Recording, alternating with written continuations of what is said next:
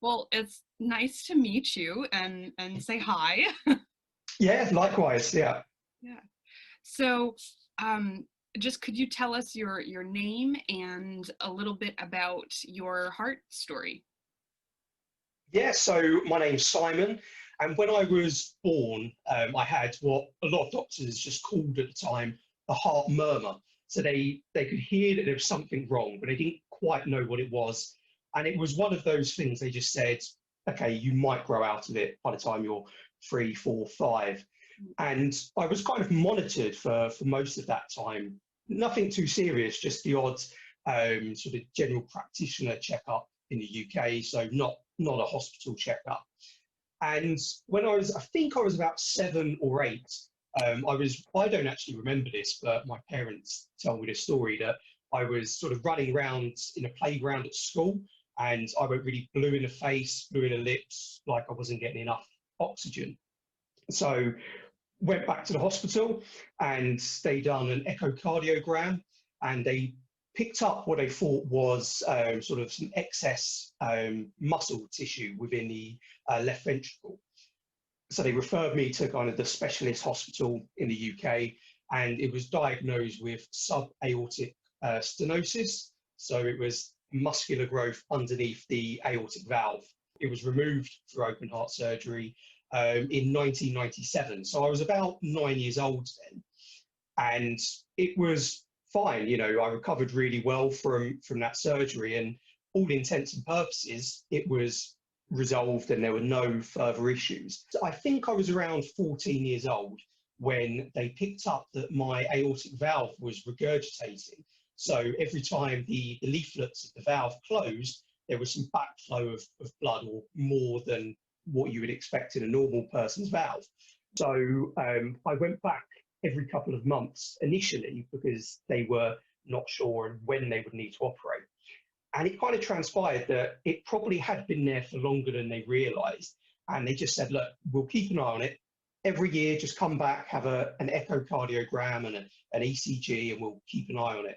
And that was it, really. I kind of lived a normal teenage life after that, just always having that in the back of the mind, though. But it kind of meant that I got into playing sports and going to the gym and all of that things. I was probably a bit more health conscious than the average sort of teenager. And I just continued to have those checkups well into my 20s. My cardiologist always said, by the time you're 30, this was always the date that they gave. They said, by the time you're 30, you'll probably have to have open heart surgery to replace your aortic valve. And it was not too far off. So I was 32 in November last year, and I had my aortic valve replaced in February of this year. So only 2 years out, so it wasn't too bad. And so I had the latest open heart surgery was to replace my aortic valve with a mechanical aortic valve, and that was about 6, 7 months ago now. Now, the doctors, they chose or the surgeons, I don't know who actually gets to choose, but they chose a mechanical aortic valve versus like a I don't know, is there like an animal option? Yeah, so there was the two. For me personally, I had the two options. I had the tissue valve or the mechanical valve, and it was really weighing up the pros and cons. So, you know, the tissue valve can last up to 15 years, but it can also be as soon as 5 years, and the median tends to be 8 to 10, versus the mechanical valve, which is obviously longer lasting, and in the majority of cases, it should be for life, really, but they say about 25 to 30 years as a minimum. But the downside to that is the use of anticoagulation medication. So in the UK, we have warfarin, and in the US, it's Coumadin. You know, I was trying to think of where I would be in the next 10, 15 years, if not sooner, depending when that tissue valve needs replacing. Mm. And I'm thinking, you know, I don't have children yet with my wife, but I'm thinking in a few years' time that might happen, and then we could have really young children, and I'm having to go through open heart surgery again, leaving her to do you know, look after me, look after the kids. So for me, it was kind of that longevity and weighing up the pros and cons of each, really. Right. Wow. So you feel I would assume you feel like you've made a good decision for you. Yeah, so far. So I'm say coming, I think about 6.5 months Mhm. post-op, and touch wood, I've had no adverse effects from the warfarin to the anti-coag medication. I've had one bruise that appeared with no recollection of how that happened, but other than that, it's been good. When you were younger, how did you take that news of, I maybe think. in a couple of years you'll have to have a replacement, and how did you handle that? It didn't really affect me. Once the diagnosis was, it's not going to be now, it's going to be sometime in the future, I was able to kind of put it to the back of my mind, and then my attention focused on what can I do to either prolong it or make myself fitter, healthier, so I'm in a better position when I do need it. And that's really where I sort of got into going to the gym, playing sport, and trying to be active. Around the time of the diagnosis, usual sort of teenage thing, I was sat around playing video games and eating junk food, and I was probably quite a chubby teenager, and that was a bit of an eye opener as well. Just saying, well, in reality, I need to sort that out before any sort of surgery. Yeah, no, it makes a big difference when you have um when you're fit and then you go for surgery. Mm, It's a yeah, quicker recovery time, I think, for most. yeah. I certainly felt that, but my symptoms pre the operation really kicked in about 18 months ago. So I was trying to be as active as I always had been, and I felt I couldn't push myself as hard at the gym, or I couldn't run as quick when I was playing hockey, and there'd be a ball that was played, and I'd go to run for it, and I think I used to be able to get that. Mhm. And I think initially I was really hard on myself because I was thinking, okay, I'm not working out as much as I used to. I'm not probably as fit as I have been. But then the longer that went on, and no matter what I was trying to do, it just didn't seem to get any better. I thought, okay, maybe this is to do with the valve, and maybe it is getting to that period now where it is getting worse and I am feeling the effects of it. And that was really tough because I went from being really active and going to the gym to kind of winding that back. And then in May last year, so May 2019, was when the cardiologist said, "Yeah, we think you're in that range now. We need to look at the options for surgery." During that time, it was a gradual decrease. It was, okay, I wasn't going to the gym, I stopped playing hockey. And then what I found was on my morning commute, I had a 10-minute walk from the train station to where I work. And I couldn't even do that without getting out of breath. And it was just such a decline in that sort of 12 to 18 months. It was, yeah, it was quite something. So by the time I then went into surgery, I wasn't as fit as I had been, but I think I would have been in a lot worse shape had I not done everything prior to that.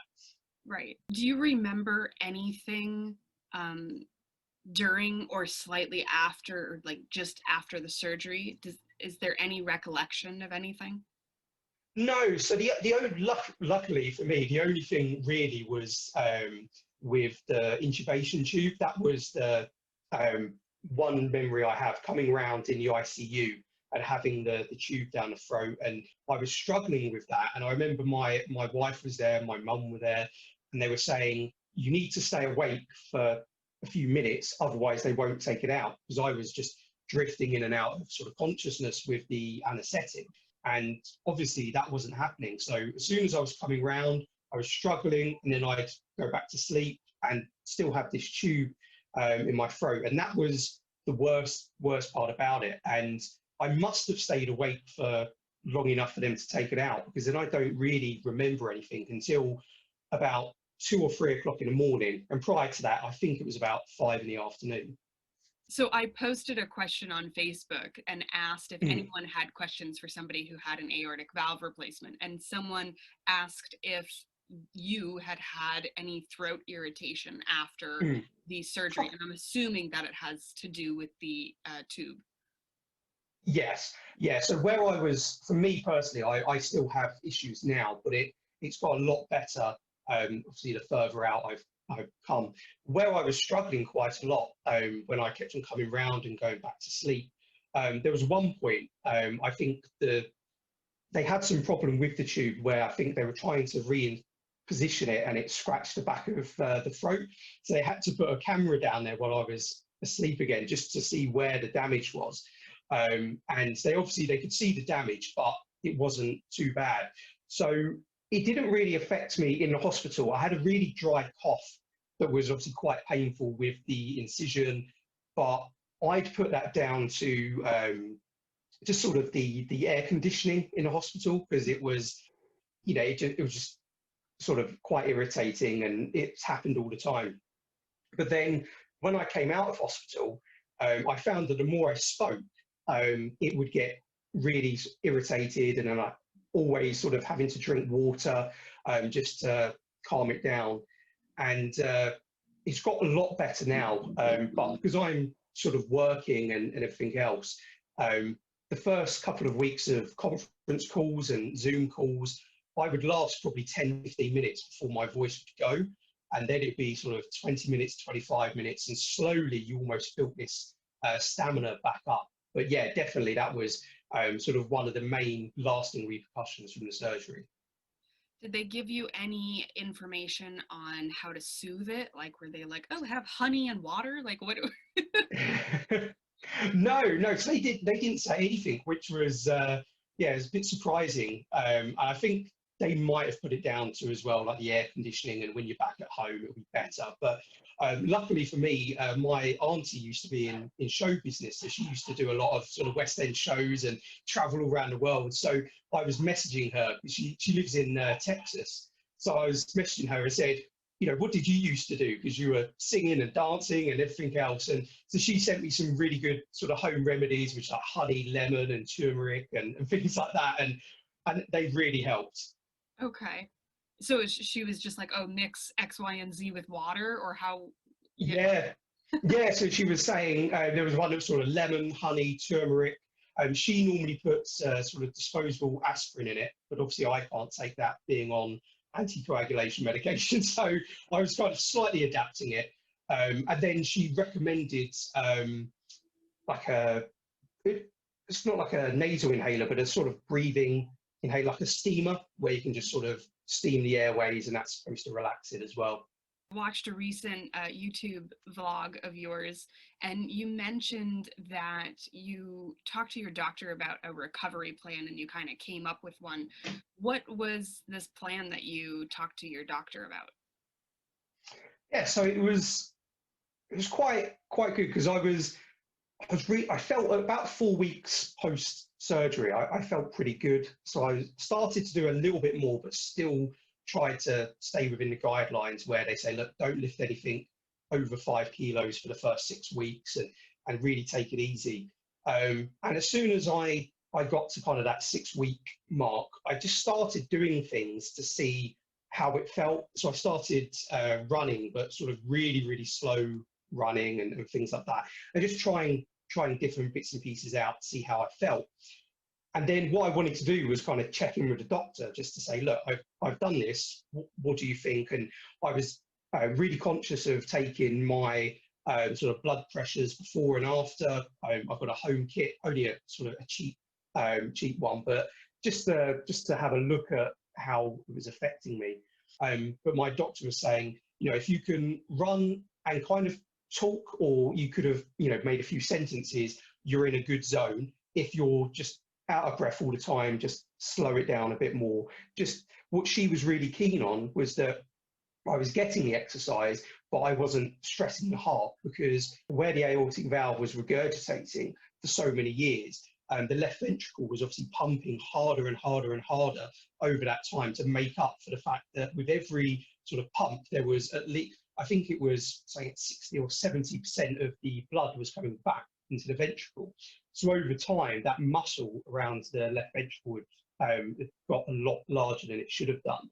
So we're now monitoring that to make sure it kind of goes back. So it's really key that I don't really push the heart that's kind of putting on undue stress. Right. Okay. Okay. And was one of the things that you monitored, was it O2 as well in addition to your heart rate? Were you looking at O2 at all? Oxygen in your heart or your blood?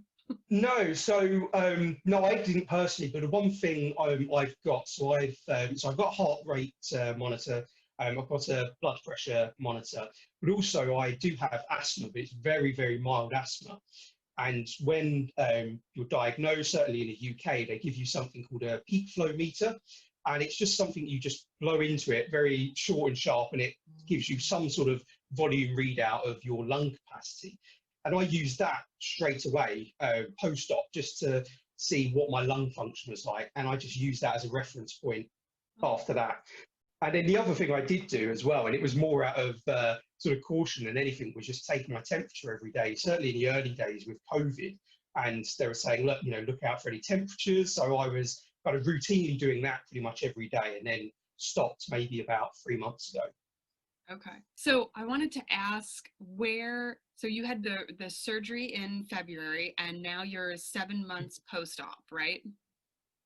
Mhm. Yeah. Okay. So where are you in the exercise? Like how far are you running now, 7 months out? What my routine was on a Tuesday, I would go out for a short run. It was about 3.5, 3.6 kilometers, just a route that from sort of door to door that I did that so happened to be that distance. And then there was a bigger distance. It was quite a nice route because it goes up into the sort of the farmers' fields that are behind the houses. And that works out to be about 7.2 kilometers. So they're the two distances that I kind of interchange depending on how I feel. And it was just an achievement. Initially, it was do it to not stop. No matter how slow I went, I just didn't want to stop. And then after that, it was kind of, okay, let's see if I can go a little bit quicker, go a bit quicker. What I found, certainly in the early days, I would do like a Monday and Tuesday and feel really good and think, okay, right, excellent. Wednesday be my third day, and I'd wake up Wednesday morning and I just feel so tired and have absolutely no energy to do anything. And I'm thinking, God, this is still affecting me. And what I found is that I really have to listen to my body. And I will write a plan on a Sunday to think, okay, right, this is what I want to do this week. But if I don't feel like doing it, I just don't push myself yet. So I'm still fairly active. I'm still doing 3, 4, sometimes 5 days a week working out. But if I wake up and I don't feel like doing it, I just won't do it. I won't beat myself up about it either. I just go, no, I'm still take it easy. Yeah. Do you think recovering from the surgery and having the second surgery, do you think it gave you a different perspective on like being kind to yourself? Yeah, yeah, and I think it's just the whole thing from what you go through and your body. You just have to trust the process. And the reason why I do all of the YouTube videos is because I got so much out of other people's videos pre-operation just to see, even if it was a 2-minute video of them being in hospital, it put me in a mindset of understanding what to expect and things like that. And I really went in with the mindset that when I came round in ICU after surgery, it was going to hurt, it was going to be the worst situation, but it was going to get better from there. That was kind of rock bottom, and let's build it up. So I went in with that mentality of being really sort of kind to myself and also seeing everything as a progression. Because when I woke up in the ICU, I couldn't maneuver myself in bed. It would just hurt so much. And I had to have so 3 nurses get me up and out of bed into a chair because I had all of the drains and the pacing wires and things like that. And then a couple of days later, you're able to get up and out of bed yourself. Not as quick, and it still hurts, but for me, it was really important to always look back to that baseline of the ICU. And even now, even though it is 6.5, 7 months out, I always try to think back to then to think, okay, yeah, I don't feel like doing it today. I don't feel in the mood to work out. I feel too tired, but I have come a long way from there. So yeah, it is really about kind of exactly as you said, being kind to yourself, really. Would you like to share any messages for others who might be going through a similar situation or surgery or aortic valve replacement? Yeah, so for me, the key thing is having that sort of positive mindset, going into the surgery with sort of an open mind, understanding what you can influence versus what's outside of your control, and let the doctors and nurses worry about what they have to worry about. And for me, as I answered previously on another question, the one thing I felt I could influence was being fit and healthy, and that's kind of what led me to living that sort of lifestyle for as long as I did. But yeah, I went into the surgery just being positive, looking at the positive side of it. That actually, in the future, once this is done and I've recovered, I'm going to be a lot better off than I am now, and also see it as an experience. I won't go as far as saying it's kind of life affirming, but it's such a big surgery, and you are at rock bottom when you come out of ICU in terms of how you feel, how you move. You can't walk, everything hurts, everything's a struggle. And just from there, day by day, sort of even minute by minute, you can feel yourself getting better. So it's just have that positive mindset and try not to compare yourself to other people is really key for me, because I got a lot out of going on a lot of the Facebook groups that are there for sort of aortic valve replacement. And there's some really good people on there, but then there's others that, without being unkind, will be on there to say, I'm 12 months out from surgery and I still can't sleep in my own bed, and things like that. And you start thinking, oh God, this is going to be something that's going to go on for years, and it's going to be such a horrible recovery. But then likewise, the other side, I've had such a quick recovery. I always try and make the point of saying to people, don't think that if you're not recovering as quick as I am, it's a bad thing. Everyone recovers at their own rate. It's your own personal journey, but just focus on yourself, be kind, be positive, and hopefully it will be, a good experience at the end of it. Great. And then real quick, could you share what your YouTube channel is? And I'll also put it in the description of this video.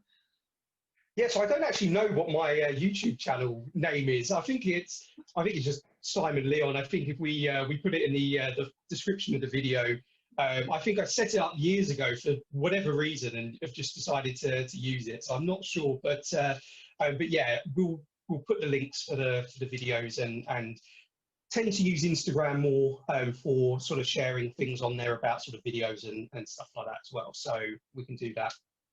Okay. Yeah, so we'll put both your Instagram and your Yeah. YouTube channel in the description of this video for anybody who's interested. Awesome. Well, thank you so much, Simon, for joining us and answering all these questions. I'm sure a lot of people are going to find this video comforting to know your experience. So thank you so much for joining me. Excellent. Thanks for having me.